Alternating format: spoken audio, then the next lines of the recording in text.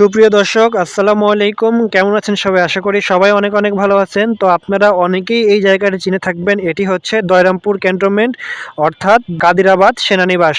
তো আমি এখানে গিয়েছিলাম মূলত দুপুরবেলাতে। তার জন্য প্রথমে আমি একটি খাবার হোটেলে ঢুকলাম আর হোটেলে গিয়ে মুরগির মাংসের অর্ডার দিলাম। তো এই মাংসটি মূলত রান্না করা হয়েছে গ্রিল যেভাবে রান্না করে অর্থাৎ সেইভাবে, আর এর উপরে টমেটোর সস দিয়ে দেওয়া হয়েছে, যার কারণে কালার এত লাল হয়েছে। তবে খাবারের স্বাদের কথা যদি বলি তাহলে খাবারের স্বাদ কিন্তু ছিল অনেক সুন্দর।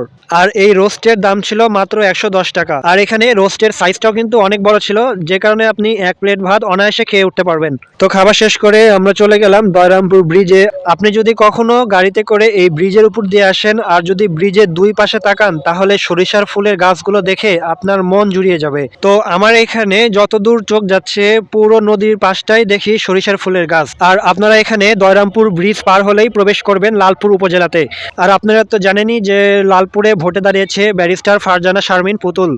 আর অপর দিকে দেখলাম মাওলানা আবুল কালাম আজাদের দাড়িপাল্লা মার্কা। আর ওই পাশটায় দেখলাম বিএনপি থেকে স্বতন্ত্র প্রার্থী হিসেবে টিপু দাঁড়িয়েছে।